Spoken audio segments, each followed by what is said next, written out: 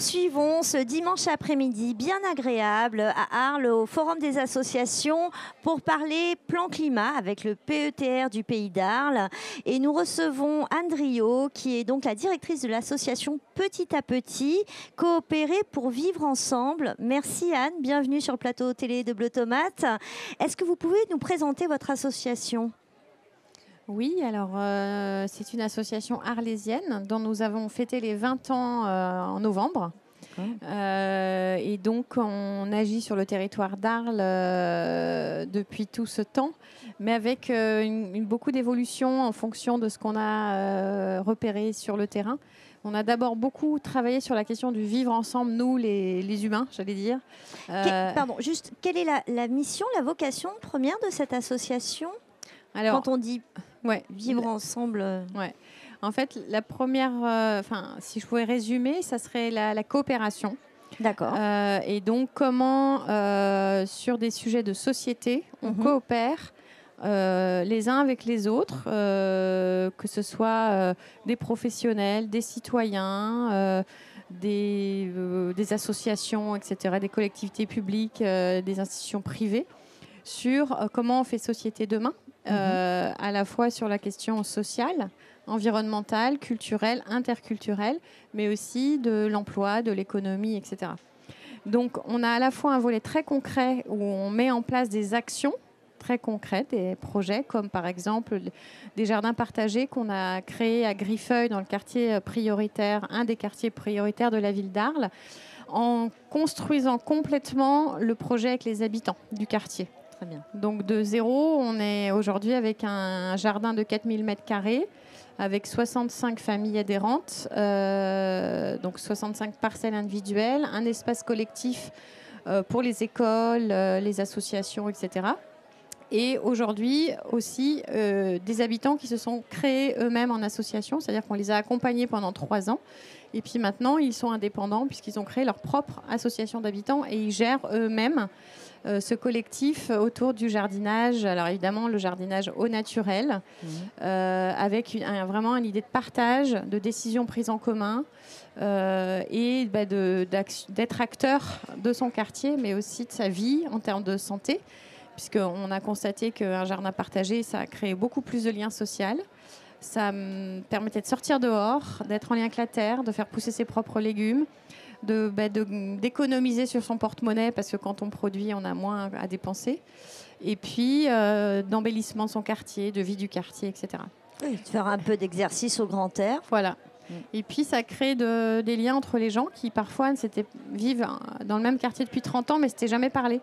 Et là, au sein du jardin, on échange des graines, des plants, des récoltes et les gens se parlent beaucoup plus. Et de ce jardin sont nés 2 autres projets. Un projet de cuisine coopérative qui est juste à côté, dans le même quartier, qu'on a co-construit avec plein de partenaires différents et aussi avec l'idée un peu de l'hybridation. Encore une fois, c'est de la coopération, là aussi, entre le monde du social, puisque c'est un lieu de vie avec des ateliers pour les habitants autour de la cuisine, mais aussi de la santé, du bien-être, etc. Il y a un volet économique avec une entreprise d'insertion pour le travail indépendant où on accompagne des femmes à devenir entrepreneuses dans ce domaine-là.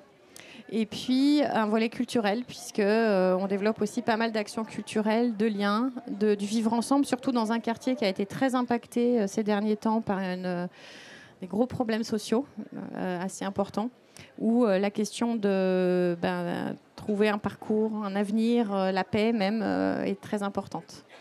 Et puis un 3e projet très concret qui est autour de la collecte et la valorisation des biodéchets. C'est-à-dire que de ce jardin, on s'est dit c'est bien de travailler de la terre à l'assiette, mais aussi de l'assiette à la terre avec nos déchets de cuisine. Qu'est-ce qu'on en fait et comment ils peuvent à nouveau revenir enrichir le sol local, amender le sol local. Donc on a à la fois installé des composteurs partagés avec des habitants. On a mis en place un système de collecte des professionnels, des restaurateurs du centre-ville avec Taco & Co qui ramasse à vélo, qui amène sur une plateforme. Ensuite, c'est une entreprise d'insertion avec qui on est partenaire qui amène ces gros palox à la ferme, qui est notre 3e partenaire. Et l'agricultrice nous met à disposition un terrain pour faire mûrir ce compost. Et en échange de quoi ? C'est elle qui bénéficie du compost mûr pour nourrir la terre et à nouveau faire pousser des légumes et les revendre sur le territoire. Donc ça, c'est des exemples de coopération à la fois territoriale, humaine, écologique, etc. Mais aussi qui crée de la valeur, qui crée de l'emploi, de la qualification et une forme de vie plus saine et plus vertueuse sur le territoire. Donc ça, c'est un premier de nos aspects très concrets, c'est qu'on accompagne des actions concrètes. Et de l'autre côté, on a un organisme de formation où on accompagne aussi d'autres collectifs à pouvoir fonctionner comme ça. On accompagne aussi des processus de coopération, de cohésion de groupe, de gestion de conflits. Comment on fait en fait, pour s'entendre et coopérer ensemble sur des sujets qui amènent des acteurs très différents, des points de vue très différents. Oui, parce que la coopération, c'est un mot très à la mode, qui n'est pas forcément si simple à mettre en œuvre. Vous m'avez dit que ça fait donc 20 ans que vous travaillez sur ces questions-là. Est-ce que vous constatez effectivement qu'aujourd'hui, la coopération, ça devient quelque chose de plus acceptable, parce que ça nécessite beaucoup d'adaptabilité? Est-ce que vous avez l'impression qu'on avance sur ces sujets-là? Disons qu'il faut se donner les moyens. C'est-à-dire qu'on avance si tout le monde joue le jeu et si on arrive à mettre autour de la table tous les experts, parce qu'on considère que chacun est expert dans son domaine, y compris l'habitant qui est expert, ou le gardien d'immeuble, ou le maire, ou le directeur d'école, etc. Et donc, si tout le monde joue le jeu de sa place autour d'une réflexion et d'un projet, et aussi, le cadre de confiance est suffisant pour que chacun sorte un petit peu de « c'est pas moi, c'est l'autre » qui doit faire ou qui est responsable d'eux. On peut commencer à coopérer ensemble. Donc, il faut créer vraiment un cadre de dialogue et de confiance qui permet à chacun de dire « Ah ouais, mais peut-être que moi aussi, j'ai ma part de responsabilité et que je peux faire quelque chose. » Et là, le groupe devient créateur, intelligent et peut trouver des autosolutions ensemble. Sur des questions complexes, parce que c'est toujours complexe en fait ces histoires-là. Mais moi, en ayant travaillé comme ça dans des contextes très différents, j'ai beaucoup travaillé avec le quartier, la communauté gitane ici par exemple, où au départ je faisais un travail social assez classique et je me suis vraiment vite rendu compte des limites de l'assistanat.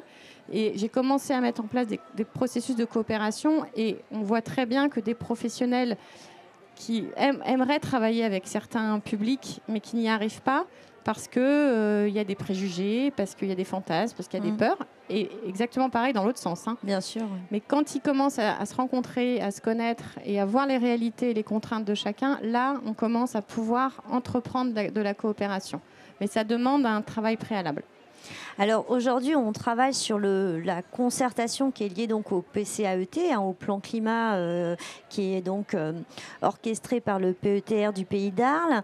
Vous, quel constat vous faites au prisme de votre activité au sein de l'association en termes de problématiques environnementales et climatiques ? Cet été, ça a été très flagrant. Il y a eu un vrai virage, avec évidemment les températures qu'on a connues, les feux, mais aussi les problèmes sociaux qu'il y a sur Arles, qu'on ne voit pas trop quand on voit cette belle ville d'Arles, mais qui sont très très présents. Et je pense que tout ça est un peu lié quand même. Le problème d'eau aussi, on l'a vu qu'il y avait vraiment une pénurie d'eau, notamment pour arroser, pour... les agriculteurs en parleraient mieux que moi. Mais en tous les cas, je trouve qu'il y a une bascule qu'on peut voir, pas uniquement sous l'angle du réchauffement climatique, mais sous un angle plus global, comme un effet en chaîne d'une crise en fait qui s'annonce fortement et qui impacte différemment les territoires selon où on habite, quelle classe sociale on est, quelle parole on a, quelle parole on nous donne, quel peut-être niveau social on a ou économique, et comment en fait il est important qu'aujourd'hui on donne la place à tout le monde, y compris aux plus défavorisés, qui sont souvent un peu laissés pour compte quand même dans leurs problématiques globales. Et qui me semble que pour faire une ville aujourd'hui, on a besoin d'aller dans tous les endroits. et de faire rencontrer des gens très différents qui n'ont pas l'habitude de se rencontrer pour prendre conscience de la complexité et des interactions qu'il y a, et des effets de chaîne qu'il y a dans les comportements des uns et des autres. Alors, vous parlez solidarité, coopération. Dans le cadre du plan climat, qu'est-ce que vous aimeriez, vous, voir écrit dans ce plan climat ? Alors, on a pas mal travaillé cet été sur... on a fait un petit groupe de travail qu'on a nommé le Parlement de l'alimentation pour tous. L'alimentation saine pour tous. Mais par exemple, moi, je verrais bien un travail pour faire le lien entre des consommateurs, par exemple, qui aimeraient manger mieux, manger plus local, avoir une meilleure connaissance du territoire et de leurs producteurs, et des producteurs qui, eux aussi, ont des problématiques peut-être de débouchés, de filières, etc., et de prix, forcément, et de voir comment on pourrait réfléchir à... On en a parlé avec l'agence bio, qui était présente d'ailleurs sur cet atelier, sur des ceintures vertes, par exemple, qui seraient un peu des greniers qui alimenteraient le territoire, mais très en lien avec des consommateurs qui seraient plus conscients et plus acteurs de leur consommation, parce que conscients de l'impact que ça a d'aller faire ses courses dans une grande surface ou chez un producteur local, par exemple. Les jardiniers commencent à être plus sensibles à ça, et également les gens de la cuisine coopérative, parce qu'on y travaille et on en parle. Cette cuisine coopérative, je ne sais pas, mais elle est dans le cadre aussi du projet alimentaire territorial. Comment elle fonctionne aujourd'hui ? Elle s'adresse à qui ? Comment elle s'inscrit dans le territoire d'Arles ? Alors, on a créé une société coopérative d'intérêt collectif. Donc, le but de ce genre de coopérative, c'est justement d'allier tout un tas d'acteurs, y compris des usagers, des clients, des producteurs, des collectivités, etc. Elle est au cœur d'un quartier prioritaire, donc c'est pas pour rien aussi. C'est pour vraiment placer au cœur de ces territoires cette question de l'alimentation.